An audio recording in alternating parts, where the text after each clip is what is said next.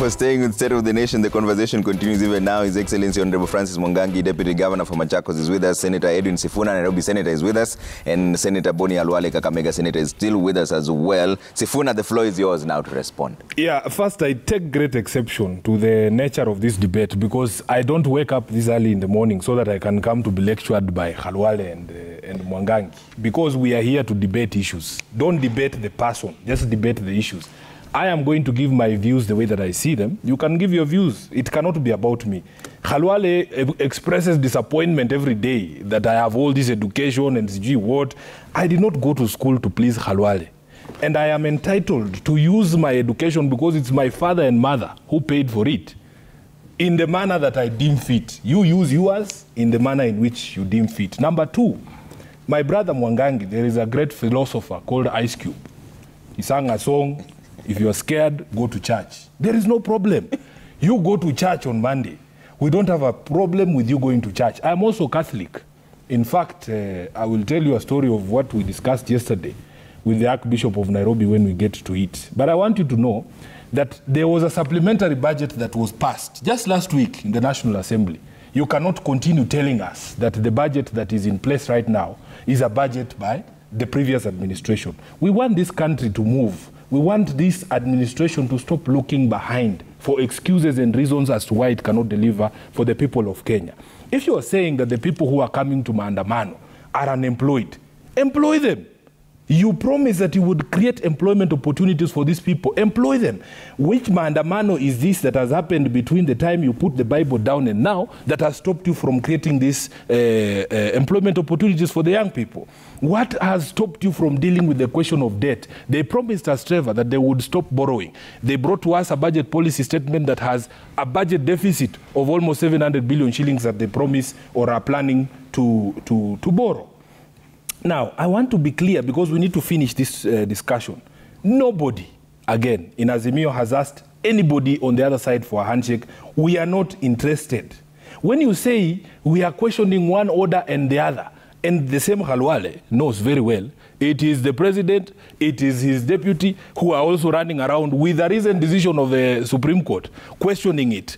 I can assure you, Trevor, that every single thing that is done in this country is amenable to scrutiny. That is the nature of our democracy, and you cannot stop people from asking questions about certain things. Then we have been told that the prices of foodstuffs were very high when they got in. They attribute this every problem we have to this monster called the handshake government. I am a student of history. I know there have been 5 governments in this country. There was the Kenyatta government, the Kenyatta administration, the Moi administration under KANU. Then we had the Kibaki government under NAC, then PNU. Then we came to the Kenyatta administration under Jubilee. From 2013 to 2022, the president of the republic was Uhuru Kenyatta. The deputy president of the republic was William Ruto. So when you tell us about this monster called the handshake government, I don't remember ever campaigning for a handshake party or asking Kenyans to vote for a handshake party. This is an excuse that has been used over and over again to cover for the sins of William Ruto and the Jubilee administration. I remember, Trevor, because I was a candidate here in Nairobi, going to buy unga at Naivas supermarket for 100 shillings following the subsidies that were put in place by the Uhuru Kenyatta administration. I remember doing it. So when you came in, Khalwale, unga was at 100 shillings. We have photographs. And you know, Trevor, in the Senate, they say, whatever you say, you must substantiate. I want you to be insisting on substantiation. I have said things here. I have asked you to play a clip of something that Gachagua said. You are shying away from it because you know it's a truth. It is coming. It is there. Please, I thank you. Even on the question of the food, you people in the media remember very well. Yes, there were problems with availability, the distribution networks, even the members of the Milling Association were in Parliament recently. I remember buying unga at 100 shillings days to the election because there was a subsidy. We have asked for the reinstatement of those subsidies and they have refused to bring back those subsidies. He asked us who has locked us out of the debate on IEBC. I have explained time without number that the process of constituting the electoral body is what gives confidence to the public that in fact it is going to be a fair process when we come to the election. He has told us that there was a robust debate on the House. And indeed, I made submissions on that floor. And I made the comparison, Trevor, that in fact, when you have a conversation about constituting an elective body, the greatest stakeholders are the political players. You cannot ignore people who are more than half of the country in terms of their support. Even if we were to use the IEBC figures, the contested figures of this last election, William Ruto scraped through by 200,000 votes, according to the Supreme Court. I am telling you that that is not a mandate which can give you the strength to ignore everybody else. You cannot ignore us. We went through the process of how this panel was constituted. And these so-called numbers that they have in parliament, they know how they achieved them. They achieved them by, stealing, basically, buying off members of parliament. Basically buying off members of parliament. If we had retained the same numbers that were there in the House, the Azimio would be the majority. But you know what has happened. Then they use that majority to pass a law that is clearly defective, a law that is an unjust law. We have no responsibility to obey a law that is unjust. And I will give you the breakdown, once again, for his benefit. Number one, he says that nobody has locked us out of this process. They bludgeoned the law through. They signed the law into the bill into law. Then the law provides that you have two representatives of the Parliamentary Service Commission. We begged them to redo the text of that particular provision so that it is clear that there is a representative of the minority side and the representative of the majority side. Up to now, and Khalwale says we are represented there, I want him to tell us, out of those 7 panelists, which name was forwarded by us? Let him tell us here, because he needs to substantiate. When you talk about the religious leaders, we ask them, this monster called the Interreligious Council, where does it exist? Who are these people? They refuse to tell us. They have nominated 2 people. Yesterday, I was with the Archbishop of Nairobi of the Catholic Church. I don't want to say I'm a better Catholic than Mwangangi, but I am also a Catholic. I don't think there's anyone who's better Catholic than the other. And the bishop confirmed to me that, in fact, the Catholic Church, of which I'm a member, was not consulted when those 2 names were presented as a representative of the Interreligious Council. So you have the entire Catholic Church in Kenya not participating or represented on this particular panel. Then we come to the representative of the PSC. I have said here that the representative of the Public Service Commission is a representative of the executive, because these are the appointees of the executive. They are an extension of the executive. I can tell you for a fact, even the PPLC, we said we were not going to participate in that fast because you have 1 person there and the guy has 6. What are you doing? So out of the 7 people, out of the 7 people that are on that panel, Trevor, only 1 can be said to have been nominated by a party that is not directly related to the president, and that is the representative of the LSK. What we have is a situation where a selection panel is going to be at the beck and call of the current regime, and yet we are supposed to have a fair contest in 2022. We must speak about these things. Lastly, on the question of assassination, I will wait for you to play that clip. Play it now. You will tell us, because we all speak the language that the Gachagua speaks. They are here telling us about uniting the country. I don't know if Mwangangi has views on what Gachagua has been saying about this country being a company. He has no shares in that company and he knows it. Oh. And he's here defending it. If you want to unite the country, you don't speak the kind of language that we are hearing from Gachagua. And we have said you will not threaten us. He's threatening us that if it was Mishuki, those people who helped themselves to public food, that would be in jail, or you are going to kill people or jail people for eating their own food. Okay. That is absolute rubbish. And you sounded like you were supporting them yesterday. I am saying... Here's actually one of your bites before so that you explain what you meant. I said what I said. Let's play your bite and then we get into the Gachagua bite. Let's start with the Sifuna's bite. Leo. This afternoon, we have been told that we cannot speak about a court order that the speaker has not seen. We brought the court order physically and tabled here. We tabled the ruling, Mr. Speaker. When Senator Khalwale stands up and says on the floor of this House that people who are supporters of Azimio or ODM have raided a meeting of a government agency and then you stolen food or done what, without any substantiation. That's what I'm saying, Mr. Speaker. You must substantiate. Stop heckling here, Khalwale. I can assure you No government agency is going to hold any meeting anywhere where you are gouging on food bought by public resources, yet Kenyans are starving. Even in Kakamega Khalwale, you will not hold a meeting of your staff, of your office, of anything, without Kenyans coming to avail themselves of that food. I can assure you. Number two, Mr. Speaker. Mr. Speaker, protect me, Mr. Speaker. I'm on a point of order. I am on a point of order, Mr. Speaker. I am on a point of order, Mr. Speaker. Protect me. I have to finish. Conclude, Senator. Conclude. I must finish. In fact, let him conclude, senators. In fact, as a senator of Nairobi, I want to tell any Kenyan that having seen the increase of the budgets for State House for buying tea and mandazi, that tea and mandazi is for Kenyans. Wherever you meet a government agency holding a meeting, go there and eat that food. That is your food, Mr. Speaker. Mr. Speaker, any person who has the right mind, you cannot go and hold a symposium on food right now, and you know Kenyans are starving, and you have brought food only for yourselves, and you think people will just sit there and look at you. They say a hungry man is an angry man, Mr. Speaker. Let me finish by speaking on this question of marginalization. I am on a point of order. Conclude. I am on a point of order. Senators. I will be heard in silence. Senators, please. I am on a point of order, Speaker. Senators. Yes. I want to demonstrate to you that you are abusing the points of order. And that's what I'm going to do. That's what you're going to do. Mr. Speaker, Senators, I am on the floor. Senators, please take your seat. I'm on a point of order. Take your seat. Resume your seat. Senator Sifuna, are you encouraging the unbecoming behavior of what happened in Kisumu, where you're now telling people to storm government meetings and eat that food because it's theirs? I am discouraging people laying banquets out for themselves and their cronies, banquets financed by the public taxpayer, when people are starving. That's what I'm discouraging. I am saying there is no way. You have to be either insensitive or extremely foolish for you to go and lay out food for you and your friends. Food you know has been bought by the public purse, and then you expect people to just sit there and watch you eating. It's ridiculous. It's insensitive. We need to know, why is the cost of food high? If all of us are eating, it's fine.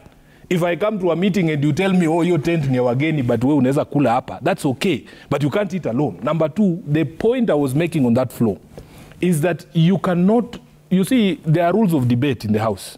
And my biggest frustration, even yesterday, I was thrown out of the House because the Speaker of the House does not want to enforce the rules. We had agreed at some point that when somebody is on a point of order, he will be heard in silence. I was heckled throughout, but the Speaker does not kick out the hecklers.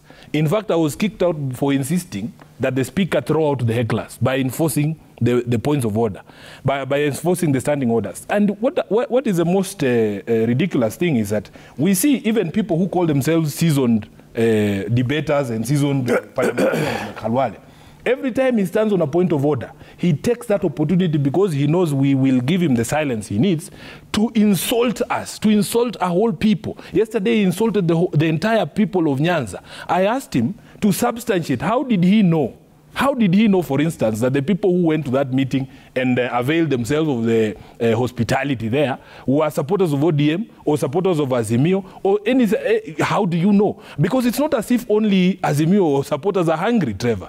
And we were told recently by my friend, the former governor of Nairobi, Evans Kidero, that all Luos have gone to UDA. Why is he not acknowledging that it is possible that those are UDA supporters? Because also, those UDA supporters are also hungry. I am telling you.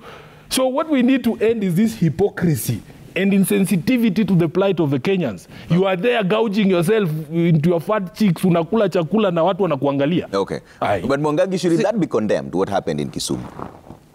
Because we saw a group of young men storm into the communication authority, function and eat their food, literally, in front of the cameras. But how it needs to be discouraged. But you can hear the Secretary General of ODM is encouraging that kind of behavior openly and authoritatively. Mr. Speaker, Trevor, today is a sad day. I'm sorry. And why am I saying it is a sad day? We have spent almost an hour discussing issues touching on this country. but the real issues are not being discussed. What do I mean? From budget policy statement that was tabled yesterday, we are seeing the National Parliament, I'm talking about Senate and the National Assembly, allocating funds to ministries whose services have been devolved to counties. The other day in Machakos, we had a outbreak of cholera. We had one person who was traveling from Kajiado, and he could not go beyond the river. He had to be hospitalized. We had two who are traveling all the way to Kadhiani, and they were coming from Nairobi. They also got hospitalized before they got home.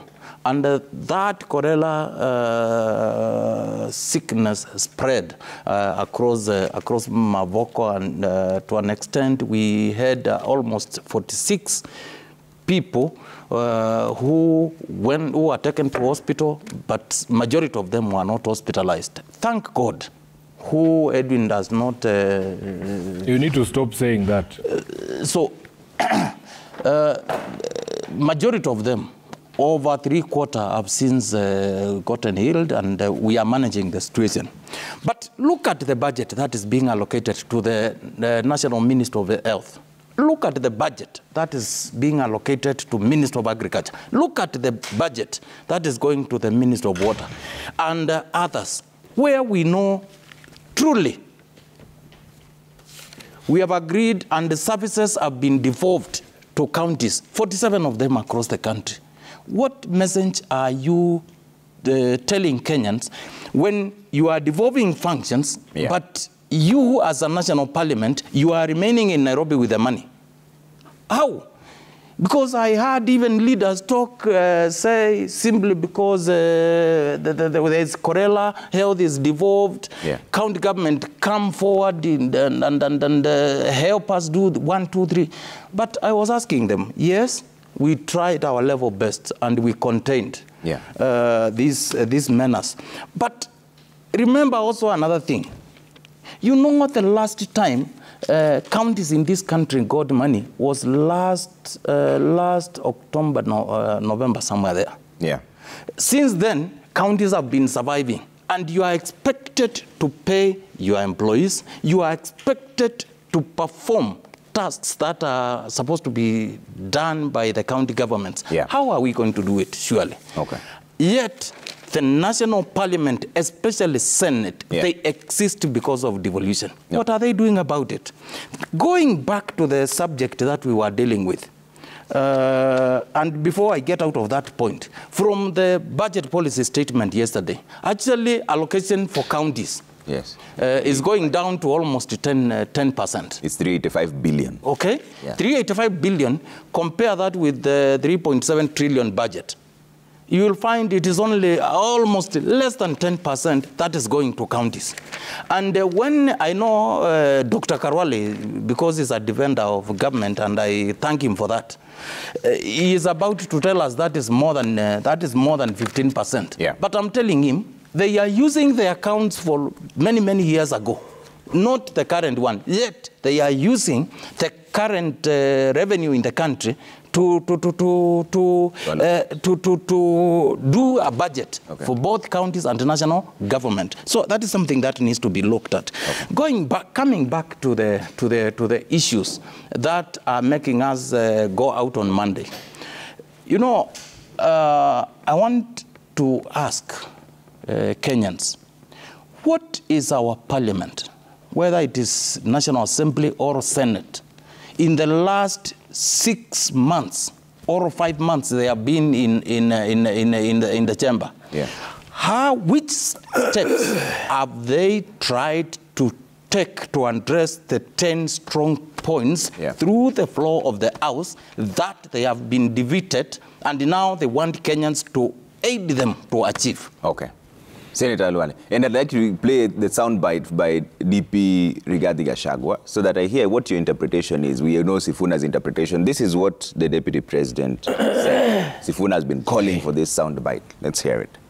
Kenya, for the last 60 years, wakiwa na baba yake, wakati ya kumalizana na hiyo mtu ni wakati huu, na ataenda akiendanga. Kwa hivyo nyinyi msijali, sisi tufanye kazi na nyinyi muendelee na kazi. In a meeting, Senator Lwale, what do you understand by that statement? Yes, my personal opinion about what the Deputy President has said, I want to share with you. But before I do that, I have an adult responsibility. I have an adult responsibility to ask young Sifuna to reboot as a professional and as a youth from my community who is now in leadership. Why do you care so much about him? When I say I have this adult responsibility, Trevor, it doesn't mean I miss him. It doesn't mean... You're more invested in me than myself. It doesn't mean that we have a shortage of Sifuna-like youth. In fact, there are many fine young professionals from our community who are up and coming, including Sifuna. For information, I think when you say you owe it to your parents, you had forgotten that your parents have you. And on my side, Sifuna, I have my daughter. She's an advocate of the High Court. You know her. I have my son. He's an advocate of the High Court. You know him, so we don't miss you. It is an adult responsibility, just like Shukuku would have done to me when I was his age, just like Wamalwa would have done to me when I was his age, and just like Masinde Muliro would have done when Wamalwa was his age. Now, let's discount this bad behavior in the Senate by the Senator of Nairobi, inciting members of the public using the platform of Parliament, is unbecoming, and I objected because I could substantiate that those were young people hired by ODM. Yes, the evidence is there, and allow me to submit. How would you say? Allow me to submit. Yeah. They were led, both on footage and on print media, by the Deputy Governor of Kisumu. This is the print media. Where? Matthews, again, I have an adult responsibility to request you to listen to an adult when he's speaking. Oh, where? Where? This is the print media. Matthew Willie, the Deputy Governor of Kisumu, was the one who was leading this youth. And he said that this was a preamble to what they hope to do on Monday.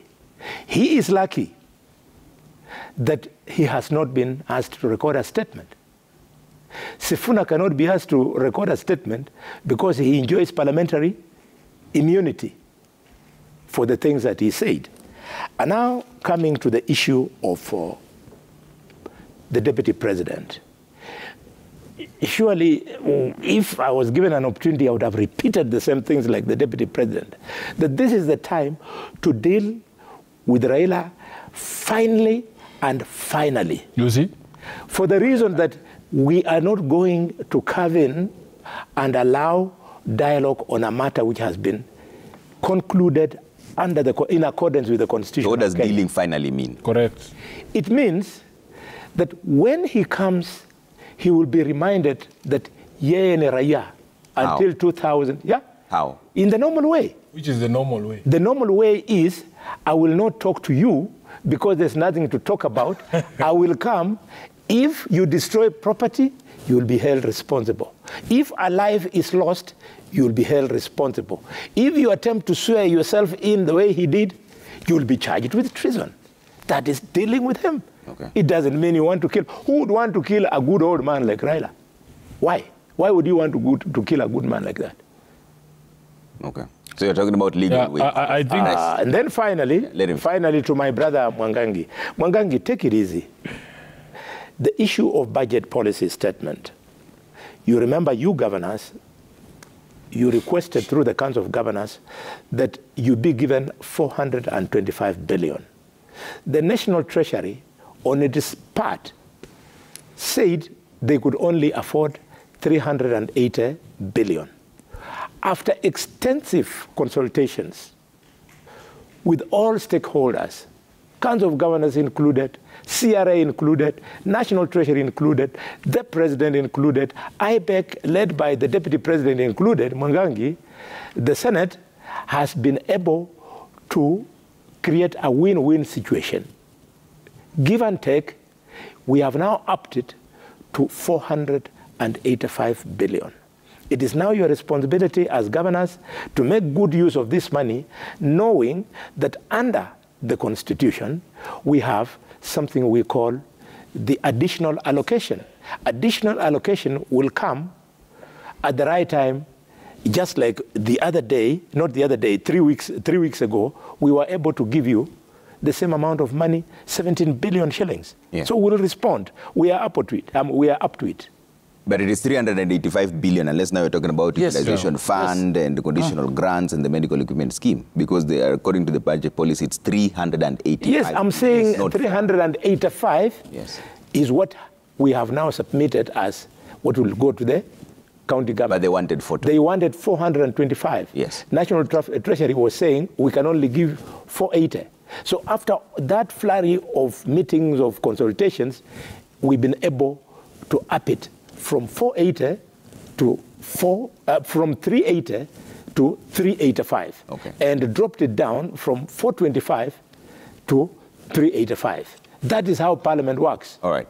I haven't had Sifuna's view on this. you also need to budget allow me policy. to speak. Yes, I will come. No. It goes like that, then comes back. It's very. Why are you Gentlemen, jumping me? have Why are you jumping me? You're actually the one who Or started is that because I'm so quiet? No. You're the one who started that conversation, Mwangangi. You know- it went to Sifu. But I was responding to what you said. The structure is still Khalwale- that Syria goes that way. Trevor, Yes, Can I have my opportunity? Yes, Please, Sifuna, because go ahead. Khalwale is even responding to the things that he said. He was asking why the Senate is, what the Senate has done in order to support devolution. Yes. Number one, Trevor, if I can direct you to page 5 of the Daily Nation.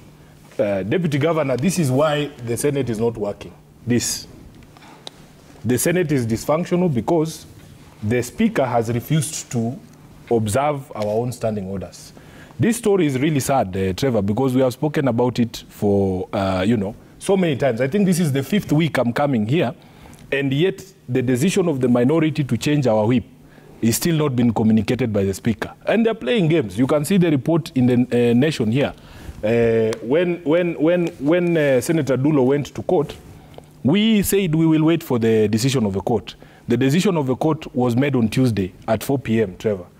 Even as of 2:30 yesterday, the PPDT had not sent its signed judgment or the ruling to the registry. I was there to collect it myself because I saw that they were playing games, the usual games, they delay so that the House begins and then the Speaker has not been served and so on and so forth.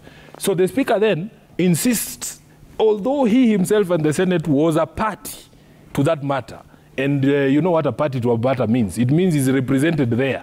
He knows what has happened. He is aware of the court order. He stands up and he says he's not aware. He'll treat it as rumors and newspaper cuttings. Luckily, we sent that decision just when we were debating the matter there. We go print it and actually table it. Then he says at around 4, give me 30 minutes, I'll go and now write my communication and come back. Of course, we know it's a ploy. He goes away, hides in his office until around 6:15. Then he shows up. Then he says, he allows Khalwale and his minions there to debate a few things and pass time. Then he says, the House has now to rise. The communication will be made tomorrow. And if you see this reportage by the Nation, when he's switching seats with Senator Haji says, usirudi boss. You know, they forget that mic is live. And this is a direct extract from the Hansard there, that usirudi boss. So these are the games they are playing, Mwangangi. We have been unable to focus on any matters of seriousness in the Senate because of these small games that are being played by the Speaker in cahoots with my majority leadership. Now, finally, I am sure that you have heard the response that Governor Khalwale, Senator Khalwale has given, that interpretation of the pronouncement by the Deputy President. I am sure he is entitled to his own interpretation, but we are not foolish. We are all Kenyans who speak Swahili. We know what dealing with finality means. Trevor, I'm a student of history.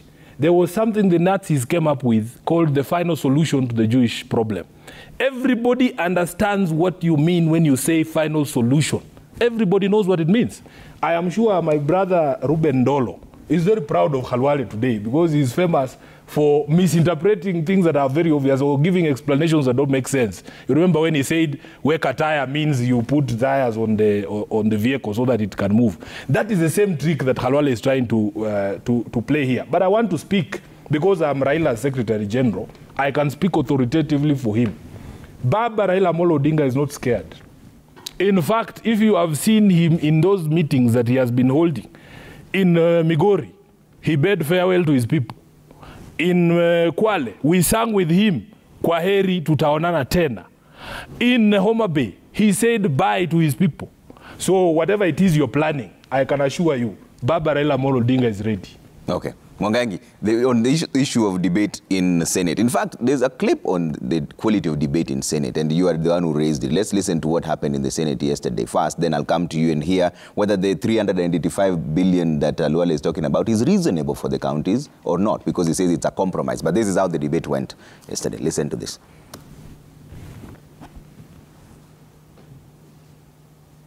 Have dignity. You know, the problem with what's happening nowadays is that with WhatsApp, whatever we are doing here could easily find its way out there. And you know, once information goes out there, this house is going to be equated with some, I don't know, MCA somewhere. You know, we can always differ, and we want a house that is exciting, a house that is interesting, a house where we can challenge each other. But let's always remember that people are watching. I mean, even when things were so bad, Senator Khalwale, during the Second World War, Roosevelt was able to sit down with Stalin, and they discussed and they came up with the UN, the League of Nations, that is there up to today. So let's agree on the rules of the game, the ground rules. When a speaker is on the chair, I plead. When the speaker is on the chair, I plead, let us give him respect. Senators who are shouting at me, I respect you, and I cannot expect you to respect me. But let me tell you, amongst you are lawyers. I am the only member of parliament in the Republic of Kenya who has been decorated by the Law Society of Kenya. I've been awarded the highest award of respect, the Father Kaiser Award. I have been decorated, Mr. Speaker, by the International Federation of Women Lawyers. FIDA. Mr. Speaker, I want to appeal, without naming names, to the young senators I'm seeing in the House, including Okech, including Sifuna, including Ladema, to make time and swallow your pride and learn from us. It is not by accident that we have this number of years behind us in experience.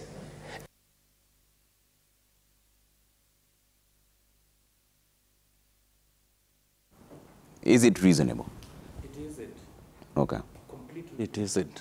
And I want to correct, I think that is the former Law Society of Kenya, and later Ethics and Anti-Corruption Chair. I want to correct him. It was not Roosevelt who came up with the League of Nations. It was a president called Thomas Woodrow Wilson. So it is not that correct what he has said. Okay. Number two, when you say 385 billion is what you are appropriated to go to counties against a budget of 3.7 billion, what are you telling? Trillion. A trillion. Yeah. What are you telling the country? And what I'm asking the National Parliament, you know, last time I was here, I told you, and I was seated next to Senator Khalwale, and today he was refusing for me to sit next to him. I told him, when I was in Parliament, I felt these counties are nuisance. I felt no need of allocating them what is due to them. But now I'm there practically. I know this is where you wake up. I know this is where you spend the day. You are with the people there. So what I'm asking my good friends here is please focus on devolution. Devolution, I mean, please, nobody, I've not heard so far any county governor anywhere in the Republic saying hard counties monies. What we are saying is, please, the services that have been devolved, please don't remain with the money in Nairobi. Okay. What I'm telling Kenyans, Edwin Sifuna said, if you see some people holding a banquet, especially if it is a government agency, that is your food, go and eat. I'm telling Kenyans, if you go to any county, you cannot access health care. If you go to any county, you cannot do proper agriculture. If you go to any county and there is no clean water, we are blaming it on our national parliament, both Senate and National Assembly. Okay. Why? They need to ensure, please, these services do not get devolved to counties and the funds remain in Nairobi. That is what we are saying. The other thing is, I have a special request, and this is from people of Machakos and generally Ukambani to Edwin Sifuna. And I can prove it through my phone since I sat here. They have all, not calling, not calling. Let him finish. Let him finish. Edwin Sifuna, where are those people? Let him finish. I will show you. You know, there are serious forms of communication, sure. Effective and efficient. I'm sure you know. Senator, as a senator of Nairobi now, I'm talking to you. 90% of pollution of Athi River is done in Nairobi. And please, as you speak, because I know you are passionate about humanity, please see to it, speak about it, because it is about humanity. Okay. If we are talking of food security in this country, you cannot talk about food security without including your company. We have land. We can do a lot of farming and feed a section, if not the whole of this country. But we can't do it because although he is new in that position, but I think he will speak to it because it is to his interest. Okay. It is to his interest. All right. Because the food we are growing in Machakos, using this dirty water, polluted through industries, polluted through informal settlement, polluted through other means, is what we are selling to his people in Nairobi. Okay. We don't know what kind of sicknesses might come out of that. And I'm urging the Senate, and especially the Senate, because they are the custodian and they are overseers of devolution. Please don't allow devolution to die in your hands. History will judge you. Okay. Yes. Right, let's bring up some of the feedback and then take closing remarks because we're running out of time here. But let's see what you're saying online. A lot of feedback coming through. Let's read as many of them as we can at Trevor Mbija, at Citizen TV Kenya. Use the hashtag Daybreak. Let's bring that up on screen and see what you're saying here. Flavian Mulama says on the IBC issue, Honorable Sifuna is flagging the Constitution anytime he speaks, but at the same time, he wants dialogue on IBC outside the same Constitution. That's double speak. Or is it arguing based on which side of his bread is buttered? Ziske says, for the purpose of national unity, peace and tranquility in our country, dialogue is the way to go. The government should involve the opposition side for the purpose of inclusivity. Colin Sudiambo says, a protest is not a crime. It is a fundamental right that cannot be revoked by any person. Why must we teach these people about the most basic tenets of our Constitution? Engineer Lazaro says that more than 50 years of independence, Kenya is supported to be solving her internal problems, I think it means supposed, without involving others. Leaders should embrace dialogue and other peaceful ways of solving issues. Chest thumping will only worsen the situation. Flavian again says, on this issue of Maandamano, it is now clear that there are no intentions of them being any peaceful. And this was clear from what happened yesterday in Kisumu during the Communications Authority event at Jomo Kenyatta Stadium. Babu Michael says, I wonder why the same Kenyans who complain when Raila is silent and things are going wrong in this country are the same Kenyans complaining now when he's trying to fix the issues. He continues to say, when Governor Nyong'o and other Kisumu leaders will be trying to talk to different investors to come to Kisumu and invest, they will be asked difficult questions based on locals' conducts, and this will bring Kisumu's development backwards. Kipto says, if Raila and other leaders in opposition have solutions that can serve the better good of our country, why can't they just implement it, even if it's in their political loyal regions then, if they truly have the interests of citizens at heart? Ziske again says, Khalwale is suffering from selective amnesia. In 2017, he led the NASA team in rejecting the results, which was flawed as the case in 2022. The IBC panel should include all the players and robust reforms. Ivy says Sifuna should stand as a leader at this point, not a politician. If there's a problem, leaders look for solutions, not lay them down and wait for a miracle. All right.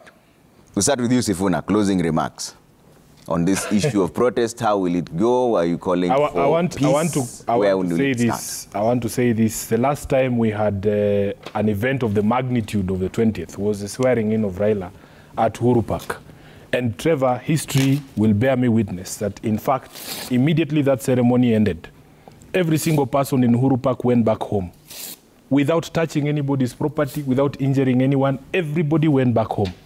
I can assure Kenyans that the exercise of this right is an act of validation of those rights. And we are not going to give them up. Even if there was dialogue, dialogue can happen there and people are still protesting. I am assuring you, Trevor, that even if we conclude our events on the 20th, there will be other protests. Other people will be protesting about other things, and it is their right.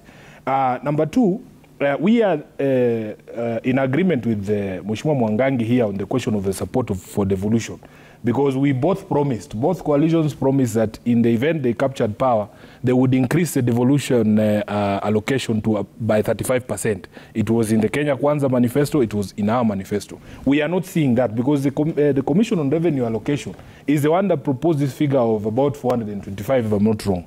Because of the parameters that are set, they are the people, the experts, who know what the shareable revenue should be. In fact, this figure that Khalwale is throwing around of 380 came from Gachagua. And he said it doesn't matter what you do, this money is not going to be more. There's a problem with even the disbursement after that allocation. There is no guarantee that you will receive money, because what they have done is that they have changed, even in the budget policy statement, they are saying you will not be receiving money according to budget. You will be receiving when they receive. That after collection, they can send you a little bit. The counties have not received money, Trevor, from December. And it is a very, very sad situation, because we sit there with them. They come... November. Yes. November. They come before us at the Parliamentary Accounts Committee, the committee for, the Senate committee, and they tell us these stories and we don't know what to do.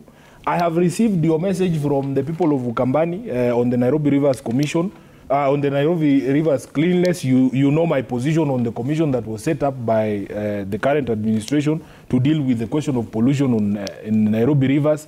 I thought that just given the names that were put in that commission, there was no seriousness on the part of government to do anything serious about Nairobi, the cleanliness of Nairobi Rivers. And I can assure you, all these people you are saying are my people in Nairobi. Some of them are yours. Because there is a very large population. Nairobi is for everyone. Nairobi is for everyone. There are people from Ukambani, there are people from Western. So you should not take it that, yes, they are all my people, but they are also your people. We also have a responsibility even with you, when you are growing that food for the capital, to know that even your relatives are here. Lastly, Trevor, we will be giving a media briefing tomorrow as the leadership of Nairobi on the preparations for 20th. We want to assure people so that people can rest easy. We are the people who know this mandamano. We know this thing called the Constitution. In fact, Trevor, you are aware that as the Coalition for Reforms and Democracy, when the then government used to play these same games with us, we went to court so that the court can give us guidelines or guardrails on how to exercise the rights under Article 37. We have that blueprint that was given to us by the High Court on how to successfully undertake maandamano. That is the blueprint from the High Court. It's not Sifuna's blueprint. That is what we're going to implement. I heard the president saying, oh, putting responsibilities on us that are supposed to be the responsibility of the police.